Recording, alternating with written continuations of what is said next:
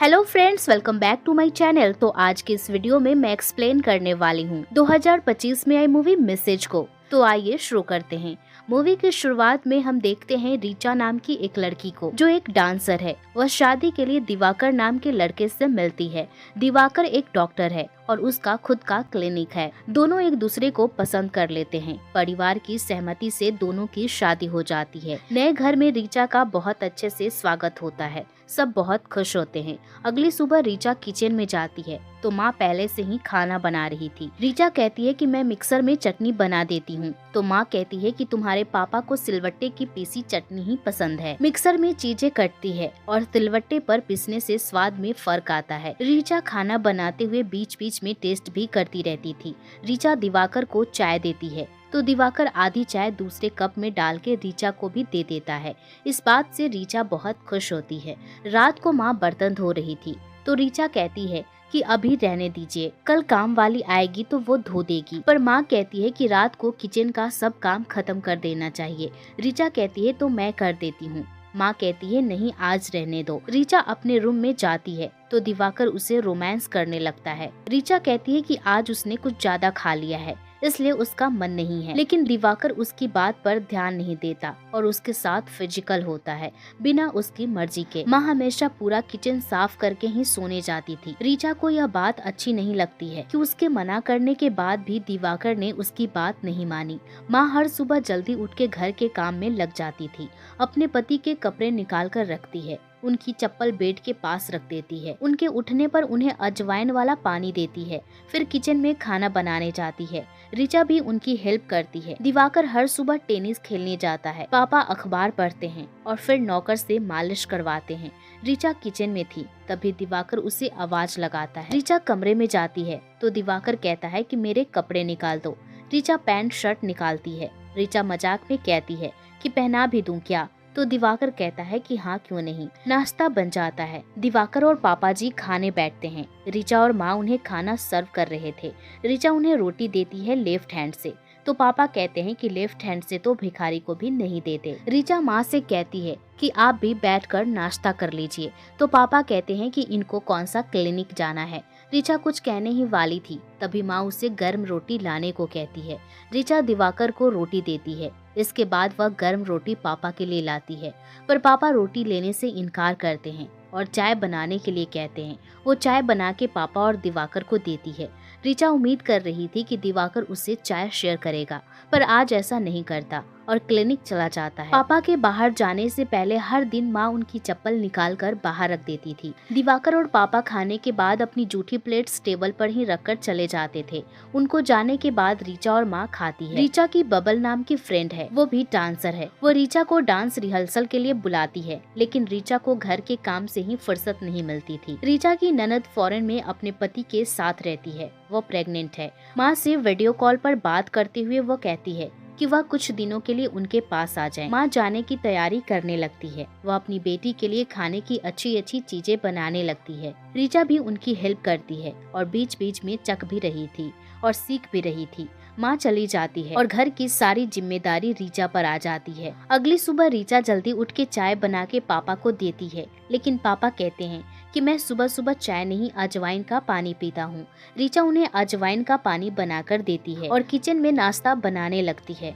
वह सिलबट्टे पर चटनी पीस रही होती है कि तभी उसकी आंख में मिर्ची चली जाती है। काम जल्दी हो जाए इसलिए वो चटनी मिक्सर में पीस देती है। मिक्सर की आवाज पापा जी को साफ सुनाई दे रही थी पर वो कुछ नहीं कहते। नाश्ता करते वक्त दिवाकर कहता है कि सिर्फ रोटियां हैं, फुलके नहीं हैं क्या? रीचा जल्दी से फुलके बना के देती है। तभी पापा जी चटनी देखते हुए कहते हैं कि अगर दही है तो वो भी दे दो, सिलवट्टे पर पीसने से हाथ जलते होंगे ना।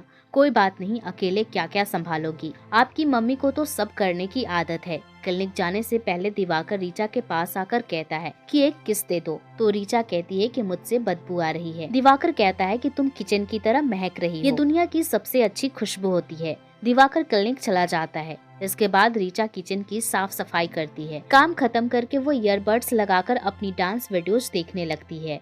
तभी नौकर मटन दे के जाता है और कहता है कि साहब ने भेजा है, लंच बना दीजिए। वह थोड़ी अपसेट हो जाती है। थोड़ा चिल करने के लिए वो गाना सुनते हुए नाचते हुए खाना बनाना शुरू कर देती है। पापा को भी बाहर जाना था तो वो रीचा को आवाज लगा रहे थे ताकि वह उनकी चप्पल निकाल दे। रीचा ने ईयरबड्स लगा रखे थे तो उसे कुछ सुनाई नहीं देता। रीचा नहीं आती तो वो खुद चप्पल निकाल लेते हैं और किचन की तरफ जाते हैं। वो देखते हैं कि रीचा डांस कर रही है। जैसे ही रीचा की नजर उन पर पड़ती है वह एकदम से हैरान रह जाती है। पापा कुछ नहीं कहते लेकिन इस बात से नाराज होते हैं और नाराजगी दिखाने के लिए वो जोर से दरवाजा बंद करते हुए चले जाते हैं। दिवाकर का लंच टाइम होता है पर लंच नहीं आता क्योंकि बना नहीं था। पापा खाना खाने बैठते हैं तो रीचा उनसे माफी मांगते हुए कहती है कि मीट पक नहीं रहा था इसलिए देर हो गई। पापा कहते हैं कि इसे कुकर में पकाया ना, फिर तो यह पुलाव हुआ, बिरयानी नहीं। दम पुख्त बिरयानी धीमी धीमी आंच में पकती है धीरे धीरे। दिवाकर शाम को घर आकर कहता है कि मैं 12-12 घंटे काम करता हूँ, खाना तो टाइम पे डिजर्व करता हूँ। मैंने 6 कप कॉफी पीकर दिन काटा है, अब डिनर मिलेगा या वो भी नहीं मिलेगा। पापा माँ से बात करते हुए कहते हैं कि अपने असिस्टेंट को पतीले में बिरयानी बनाना नहीं सिखाया। माँ कहती है कि कुछ हफ्ते आप पुलाव ही खा लीजिए। पापा कहते हैं कि हम कुछ भी खा लेंगे मगर घर की बहू को घर संभालना तो सीखना पड़ेगा। कम से कम उसे डस्टिंग तो अच्छी तरह से करने के लिए कह दो। अगर मेरी एलर्जी बढ़ गई तो अपने हॉस्पिटल में भर्ती होना पड़ेगा। माँ रीचा से कह देती है तो वह अच्छे से साफ सफाई करती है। रीचा यूट्यूब से देखकर बिरयानी बनाती है और पापा को सर्व करती है और पूछती है कि कैसी बनी है। पापा बस कहते हैं लेकिन कुछ रिस्पॉन्स नहीं देते। रीचा बर्तन धोकर दिवाकर को लंच भिजवाती है और फिर खुद खाना खाती है। रात को रीचा दिवाकर से कहती है कि दिन की काफी बिरयानी बची है, वो खा लेते। दिवाकर कहता है कि नहीं, कुछ हल्का खाने का मन है, कड़ी फुल्का बना लो। रीचा किचन में काम करने चली जाती है और कॉल करके अपनी माँ को बताती है कि यहाँ उसकी मदद करने के लिए कोई भी नहीं है, सब काम अकेले करना पड़ता है। पापा को मेरा बनाया हुआ खाना पसंद नहीं आता, हमें एक कुक रख लेनी चाहिए। लेकिन माँ कहती है कि अभी इस बारे में बात करना सही नहीं होगा क्योंकि तुम्हारी नई नई शादी हुई है, अभी थोड़ा एडजस्ट कर लो। रीचा कहती है मैं एडजस्ट ही कर रही हूँ, बचा हुआ खाना या तो मुझे खाना होता है या तो फेंकना पड़ता है। माँ कहती है तो खाना सही हिसाब से बनाया करो। रीचा कहती है हिसाब से ही बनाती हूँ, माँ आपसे तो बात करना ही बेकार है। यह कहकर वह कॉल कट कर देती है। रात का खाने के बाद रीचा बर्तन धो रही होती है कि तभी बेसिन जाम हो जाता है। रीचा को गंदे पानी में हाथ डालकर कचरा निकालना पड़ता है। काम खत्म करके वह रूम में जाती है तो दिवाकर फिर से बिना उसकी मर्जी जाने उसके साथ फिजिकल होता है। अगले दिन बर्तन धोते समय रीचा देखती है कि बेसिन की पाइप लीक हो रही है और गंदा पानी टपक रहा है। रीचा को उसके फ्रेंड कॉल करके बताती है कि कमानी में उसका परफॉर्मेंस सेलेक्ट हो गया है, उसको पहला कोरियोग्राफी क्रेडिट मिलेगा। हमने रिहर्सल शुरू कर दी। तुम्हें 2 हफ्तों से कॉल कर रही हूँ पर तुमसे बात नहीं हुई। घर के काम की वजह से रीचा इतनी बिजी हो गई थी कि उसे अपनी फ्रेंड का कॉल रिसीव करने का भी टाइम नहीं मिल पा रहा था।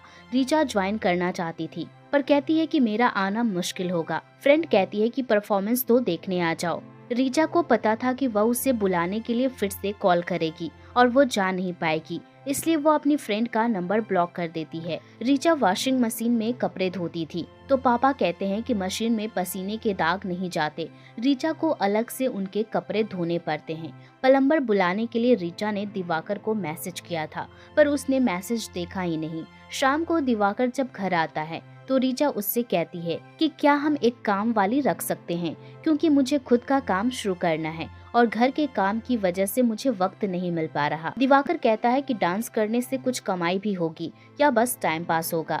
रीचा कहती है कि काम करूंगी तो कमाई भी होगी। दिवाकर कहता है 50 से 60 मरीज देख के आया हूँ और अब तुम शुरू हो गई। किचन में लीकेज बढ़ रहा था। दिवाकर रूम में था। वो वहीं से रीचा को कॉल करके पूछता है काम हो गया क्या, तो रीचा कहती है अभी बर्तन बचे हैं। रीचा जानती थी कि दिवाकर ऐसा क्यों पूछ रहा है लेकिन उसका कुछ भी करने का मन नहीं था, इसलिए वो बाहर सोफे पर ही सो जाती है। अगले दिन रीचा दिवाकर से कहती है कि मेरे पीरियड्स शुरू हो गए हैं, तो दिवाकर कहता है तुम किचन में मत जाना। रीचा पूछती है क्यों, तो दिवाकर कहता है तुम रेस्ट करो, मैं नाश्ते का अरेंजमेंट कर दूंगा।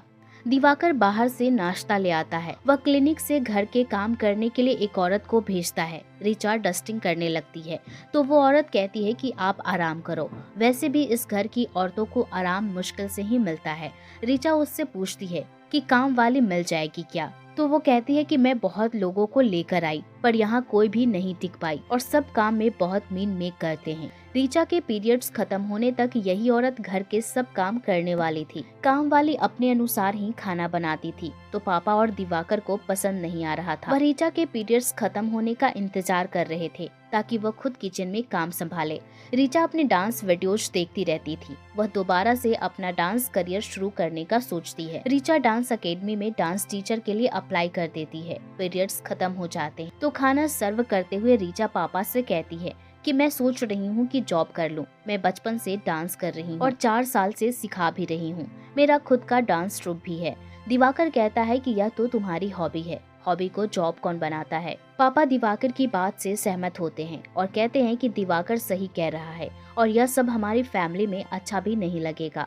दिवाकर रीचा से कहता है कि अभी अप्लाई मत करो, कुछ दिन बाद मैं खुद पापा से बात कर लूंगा और माँ बनने के बाद तो यह जॉब छोड़ना ही पड़ेगा।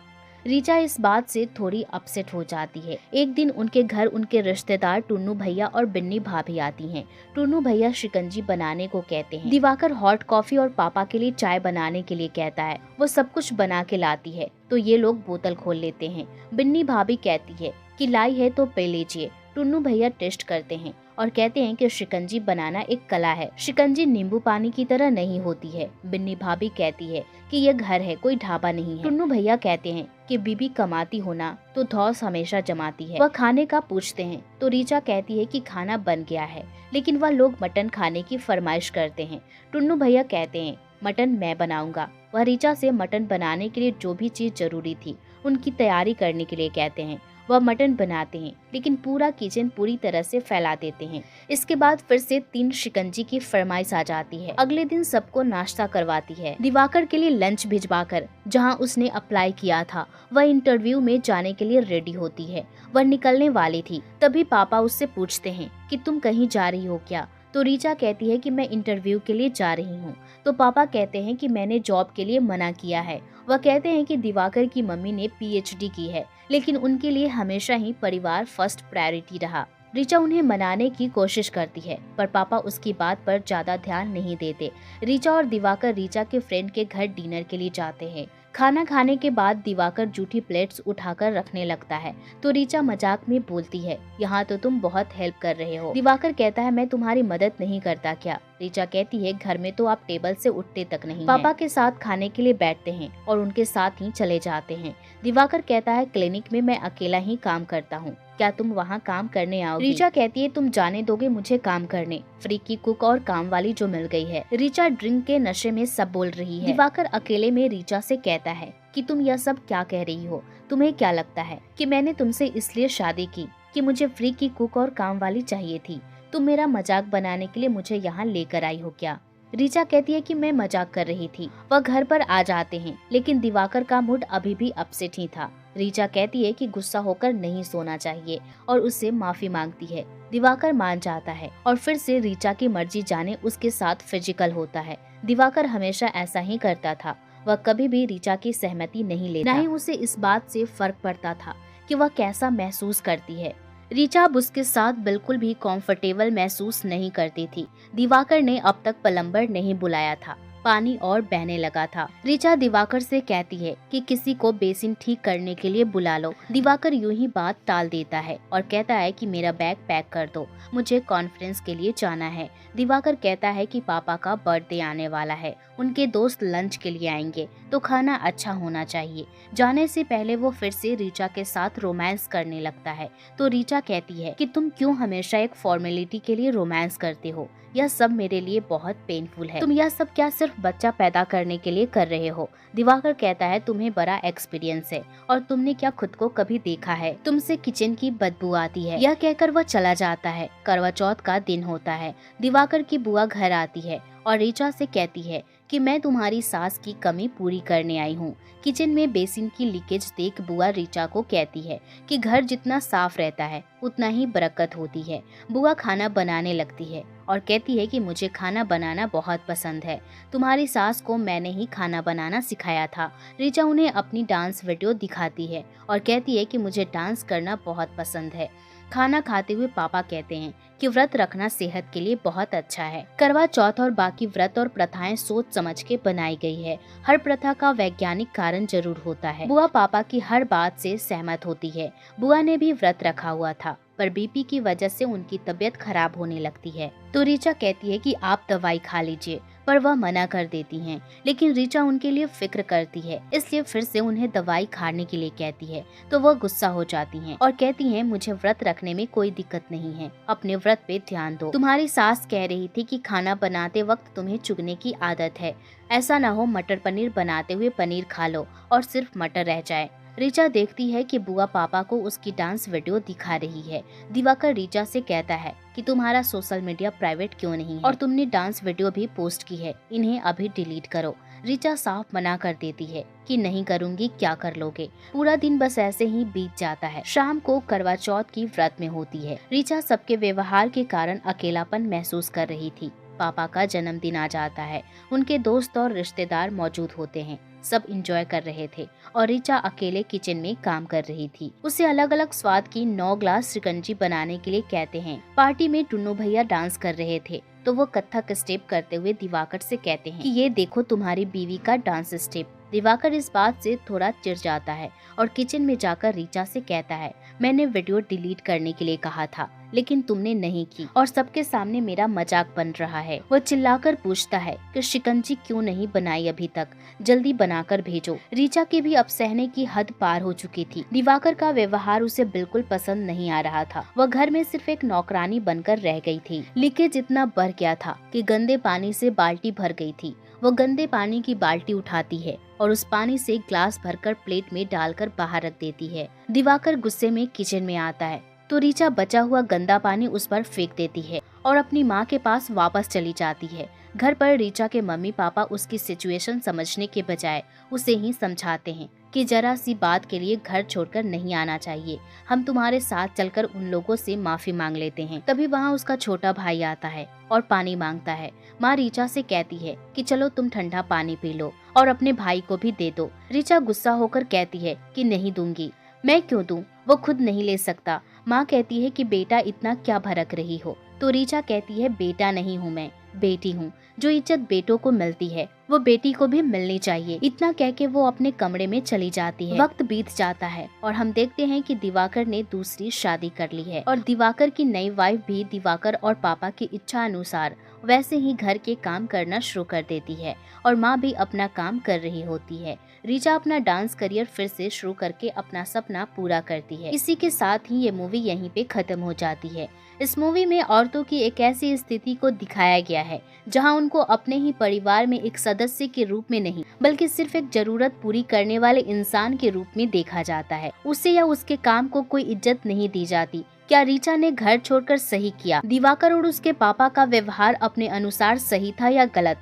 क्या दिवाकर की मां का योग्य होने के बावजूद भी चुपचाप सब कुछ सहन कर लेना और कुछ न कहना सही था? आपको क्या लगता है कि इस मूवी में जो औरत की स्थिति दिखाई गई है वह वास्तविक जीवन से कितना मैच करती है? आपकी इस बारे में क्या राय है? हमें कमेंट सेक्शन में जरूर बताएं। वीडियो को लाइक और चैनल को सब्सक्राइब जरूर करें। और दोस्तों, अगला एक्सप्लेनेशन आप किस मूवी पर देखना चाहेंगे? कमेंट बॉक्स खुला है, हमें अपनी राय अवश्य दें। बाकी जल्द ही मिलती हूँ अगली वीडियो में। तब तक आप अपना ख्याल रखें।